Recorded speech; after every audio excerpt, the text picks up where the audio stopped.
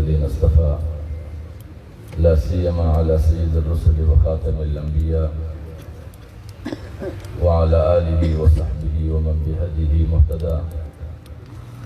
أما بعد فأعوذ بالله من الشيطان الرجيم. بسم الله الرحمن الرحيم. هل أتى على الإنسان حين من الدهر لم يكن شيئا مذكورا إنا خلقنا الإنسان من نطفة أمشاج نبتليه فجعلناه سميعا بصيرا. صدق الله العظيم. انتہائی واجب الاحترام محترم حضرت مولانا محمد خان شیرانی صاحب، صدر جلسہ محترم قاضی احمد خوستی صاحب اور نور مختلف علاقوں راغلی معزز مہمانہ اور سامعین کرام، السلام علیکم ورحمۃ اللہ. دنن دا پروگرام دا تربیت په عنوان سره معنون دی. د تربیت مقصد دا دی چې د کومو افراد او د یو طبقې له یو سوچ او له مقصد سره تعلق وي، د هغه سوچ او د مقصد او د پروګرام په غرض باخبر وي چې زموږ د دغه پروګرام او د جماعت بنیادی مقصد چش دی، زما د تخلیق سبب چش دی، او زما د تخلیق بعد زما د ژوند په ترولو کې لما څخه پوښتنه پر چش ده. لذلك الله تبارک وتعالی فرمایي چې د دنیا کې داسې یو زمانه ته رسوي ده چې په هغه کې انسان یو قابل ذکر شی نه وي، او الله تبارک وتعالی فرمایي چې بیا ما دا انسان له یو مخلوق نطفه پیدا کړي چې زه دی وازمایم په دغه دوو شیانو سره چې دی ما د اورېدو خاوند هم جوړ کړی دی او د لیدو هم. فجعلناه سمیعا بصیرا، یعنی صاحب سمع هم دی او صاحب بصیرت هم دی. د صاحب سمع او د بصیرت بنیادی مقصد دا دی چې الله رب العزت انسان یو سنجیده مخلوق پیدا کړی دی، او که انسان سنجیده مخلوق وي نو د ده د زندګۍ یو مقصد لازماً پکار دی، او که چیرې د دغه انسان د زندګۍ یو مقصد نه وي او د هغه مقصد پورې د رسېدلو دپاره یو لایحه عمل یو طریقه کار نه وي نو بیا دغه انسان سنجیده انسان نه دی. بیا خاص کر هر انسان چې هغه د ایمان له نعمت څخه هم الله تعالی سرفراز کړی وي نو په دغه کې د سنجیدګۍ یو بل عنصر د ایمان له لارې شامل دی چې حضور نبی اکرم صلی الله علیه وسلم فرمایي المؤمن کیس فتن حذر، چې مؤمن چې کوم دی دا دانا دی یعنی باخبر دی. فتن دا مؤمن ذهین دی، حذر پر خپل ځان باندې کنټرول کول والا دی. نو که یوازې مؤمن ذهین شي او تر ذهانت له مخه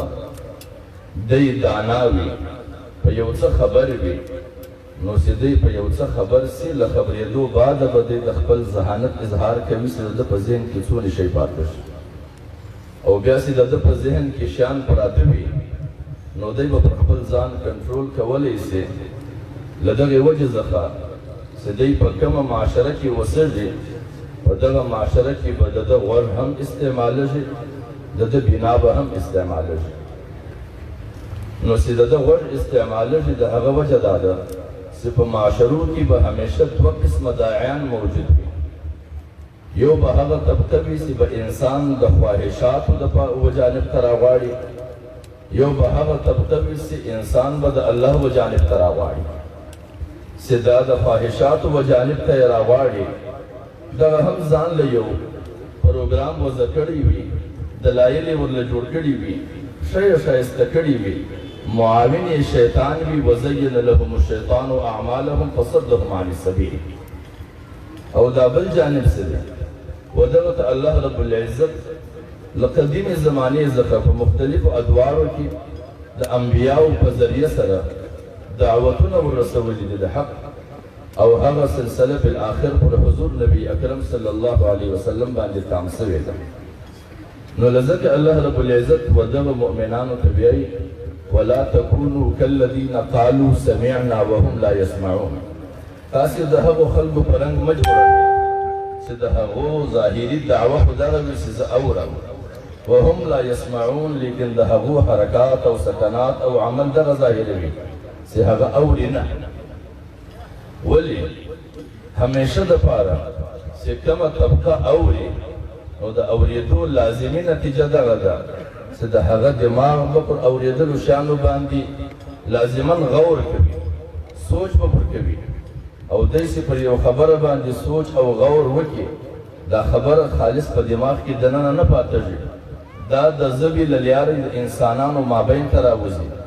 او انسانان باهمي پر هغه مجلس تبصره کوي او د دغې تبصرې بالآخر دغه نتیجه راوځي چې دا کم دعوتونه له مختلفو جانبو موږ اورو په دغو دعوتو کې کم دعوت د انسان د کامیابۍ سبب دی او کم دعوت د انسان د هلاکت سبب پیدا کوي. او الله رب العزت فرمایي ان شر الدواب عند الله صم بكم الذين لا يعقلون. بلا شبه د الله تعالی په نیز باندې هغه بدتر حیوانان دي، جانوران دي. صم بكم الذين هغه کاڼه هم دي او ګونګیان هم دي، لا يعقلون د عقل استعمال نه کوي. د دې غټه وجه دا ده چې دا کڼ څه دی او دا ګونګی ولې دی. د کڼو خو هغه شی دی چې هغه دی اوري نه صحیح، ولې که دی واوري نو په د دماغ پر هغه سوچ کوي او ګونګی پر دا بنیاد باندې دی چې دی کله وانوري او پر هغه باندې غور نه وکړي نو دی به ژوند د ګونګیانو په رنګ ته روي، د تبصرې ماحول ته به راوځي نه. نو همیشه دپاره چې یو مجلس تبصرې ته راوځي د هغه به بیا نتیجه راخیږي. زموږ موجوده او مروجه زمانه دغه ځای ته رسېدلې ده چې موږ پر مسایلو باندې غور نه کوو، موږ پر مشکلاتو نظر نه کوو. نو چې موږ پر مشکلاتو نظر نه کوو، پر معاملاتو غور نه کوو، نو به لازما موږ له دغو نتایجو سره مخامخ کړو چې دا کم نتایج نن له موږ سره مخامخ او بل د رهنمایي دپاره دا نه ده لازمه چې سړی د مطلقا ملاسو د پټکي خاونده سوی، دا به د قیادت او د رهنمایي د صلاحیت خاوند وي. ولې چې زموږ په علومو کې دغه شی دی، قرآن مجید وایي د یو فرد د میراث د خاوند کېدلو دپاره دا شی لازم دی. وایي حتی اذا بلغوا النکاح تر دغه ځای پورې چې دی د نکاح و عمر ته ورسوي. فإن آنستم منهم رشدا فادفعوا إليهم أموالهم. چې دی عقلي بلوغ ته ورسوي، له رشد څخه علما کرام عقلي بلوغ مراد اخلي. چې دی عقلي بلوغ ته ورسوي بیا به د ده مال وده ته حواله کړي. نو که تر دغه له مخه مال حواله سي د مال به درې نقصان لري، یا به مال ضایع کوي، یا به په مال ځان بربادوي، یا به د مال په غرور باندې انسانیت ته نقصان رسوي او دا درې سره ممنوع شي. دغه رنګه علم هم یو داسې شی دی چې علم به انسان ته ورسوي، صرف د علم په رسېدو سره یو انسان د انسانیت د رهنمایي قابل نه جوړېږي.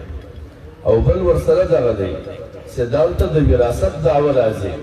چې آیا په موږ کې هر هغه فرد چې موږ علم وکړي او پټکۍ مو وتړي د پیغمبر وارث به جوړېږو،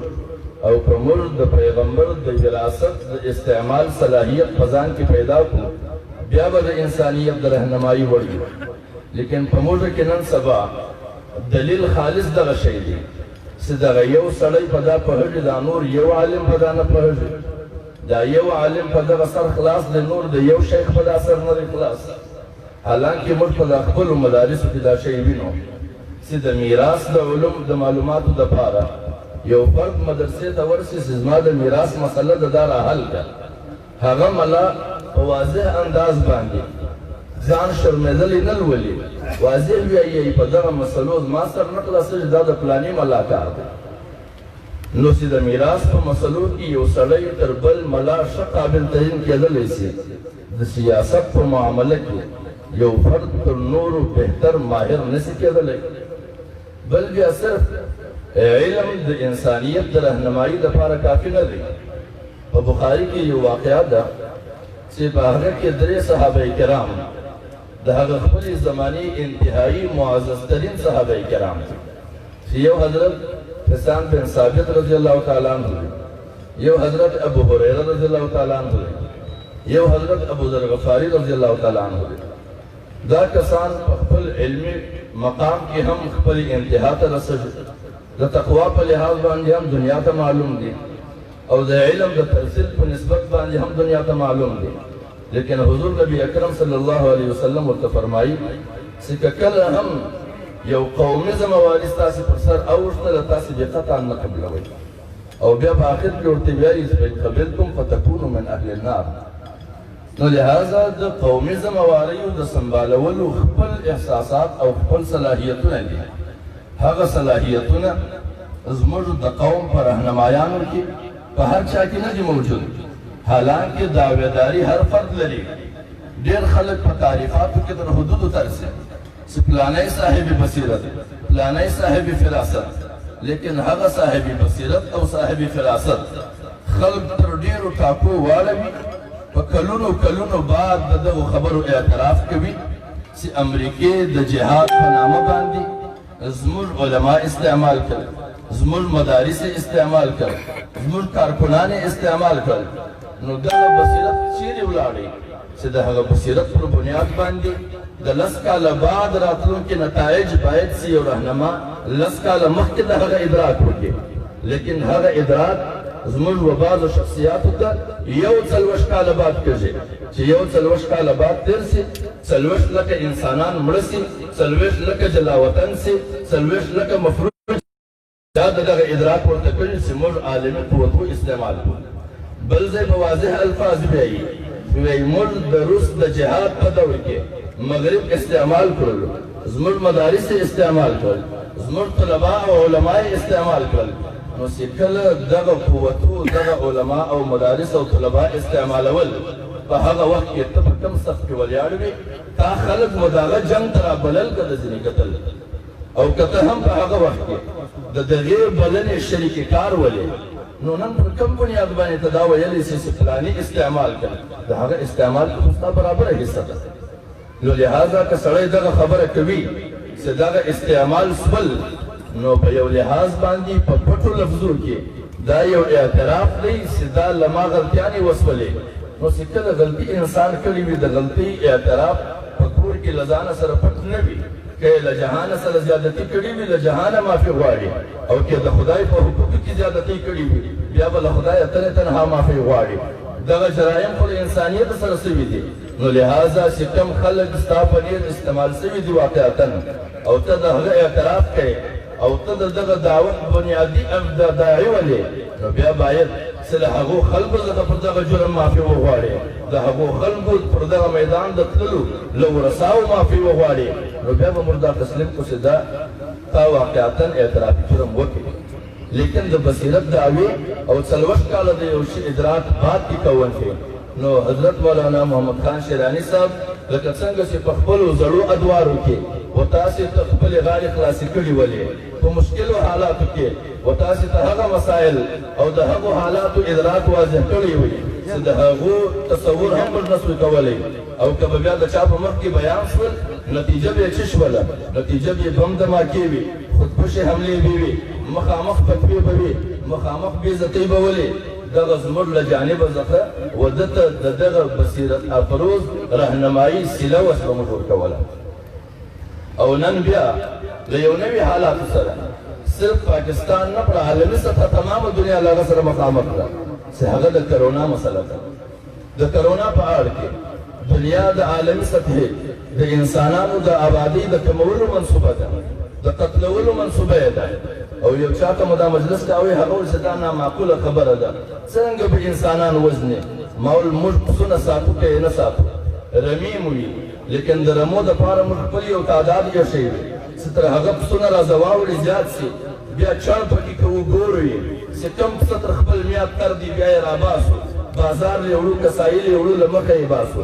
دغه رنګه د دوی هم دا دنیا چې کومو طاقتو په خپل مابین کې تقسیم کړې ده هغه هم د دنیا د ګرفت دپاره په خپل نظر کې په خپل اذهانو کې یو تعداد د دنیا متعین کړی دی او چې کله د دنیا هغه تعداد د آبادۍ تر خپلو حدودو وځي هغه بیا د دوی له خپلو ګرفتو وځي ولې چې هره ورځ نوي خیالات نوي سوچونه نوي نظریات وجود ته راځي او هغه د دوی دپاره سنبالول غضب دی ولې چې دنیا د یو مخصوصو طبقو په مابین کې تقسیم ده هغه د ټولو په مابین کې دغه مفاد مشترک دی چې انسانیت را کنټرول کړه چې محدود تعداد در پاته سوی د خپل غرض دپاره استعمالوه نن د دغې عالمي منصوبې زموږ تمامه دنیا د علاکارۍ کردار ادا کوي او له هغه سره سره زموږ د دغه مملکت دننه تمام هغه عوامي رهنمایان سیاسي رهنمایان مذهبي رهنمایان ګڼ دم به خود د خپلو کورو کې ناست دي که دوی واقعتا د انسانیت د رهنمایي غمخواران دي له دوی سره باید چې د دغه دور د عوام د مشکلاتو احساس وای له دوی سره دغه فکر وای چې هغه سړی چې د ورځې مزدورۍ له ورځې ماښام راځي خوري د هغه کوم حالات دي لیکن هغه طبقه چې هغه د رهنمایي په نامه باندې د جماعتو د قیادت په نامو باندې د جماعتو د سربراهانو په نامو باندې د مخصوصو عالمي ملټي نیشنل کمپنیانو علایکاران یا د هغو پروپیګنډا ټیم ممبران دي هغه د عوام له دغو مسایلو سره یو سر کار نشته که انسانان مري که پاته ځي که سوځي که په یو شي مري د دوی له هغو سره هېڅ احساس نشته د هغو صرف له دغه سره دلچسپي ده چې زموږ د سرمایهدارانه نظام په حال کې زموږ د دولت د کماولو کمې طریقې عملي طور موږ پر دنیا باندې رایج کولی سو د دوی دلچسپي له دغو شیانو سره وي نو زموږ دغه تمام هغه کسان چې د قوم د رهنمایي دعوې دي نن په کورو کې ناست دي د هېچا یو فکر ورسره نشته حضرت شیراني صاحب د دغې مسلې په اوله ورځ باندې په واضح خوله انسانانو ته وضاحت کړی دی چې دا باقاعده یو د خدای پیدا کړې بیماري نه ده دا د یو منصوبې تحت جوړه کړې بیماري ده د دغه په اړه کې د دنیا لا تعداد منصوبې کېدلی سي لا تعداد مسایل کېدلی سي لکه څنګه چې ما عرض درته کاوی چې موږ به سوچ بچار کوو د عالمي دنیا پر مسایلو باندې لیکن زموږ په طبیعت دا جوړ دی چې له سیاست سره زموږ څه کار دی دا د سیاسي خلکو کار دی چې زموږ له سیاست سره کار نه وي بیا به دغه رنګه لیډران زموږ د زندګۍ مسایل دغه رنګه مزید له مشکلاتو سره مخامخ کوي او زموږ به دغه ادراک په موږ ته نه وي چې کومه کړۍ زموږ د کم مسایل د پیدا کولو دپاره تړل سوې ده کومه لاره زموږ په زندګۍ کې د کم مشکل پیدا کولو دپاره تړل سوې ده نوم بیا د همدردۍ وي نوم بیا د بچاو وي لیکن زموږ د قتل منصوبې به وي په یو زمانه کې د انسداد دهشتګردۍ په نامه د انسانانو وژل پر سر بیا ټپه ور ولګول چې دا دهشتګرد دی نن چې کوم سړی وزنې د کرونا نوم به پر نږدې وزنې وي دغه دواړه یو د بل متبادل دي مخکې انسداد دهشتګردي وه اوس کرونا د زما په ذهن باندې نو لهذا موږ ته باید چې د دغو شیانو تقابل وکړو او د دغو دواړو شیانو و دغه شی بنیاد ته وګورو چې ګټه یې چاله روانه ده سرګرمي د چا ده په دغه کې کم کسان په دغو کې په منصوبو کې شامل دي کم کسان پر دغه باندې بېغمه ناست دي نو موږ به دغه محسوسه کړو چې دغه تمام کسان د دغو منصوبو یا واضح حصهداران دي یا خفیه حصهداران دي یا بیا کمیشن خوران دي الله رب العزت ده و موږ ته هغه احساس نصیب کړي هغه فراست نصیب کړي هغه بصیرت نصیب کړي چې د ایمان پر رڼا و سړي ته نصیب کړي او انسان د خپلو لارو ادراک وکوي د مشکلو څخه لار په غواړي واخر دعوانا ان الحمدلله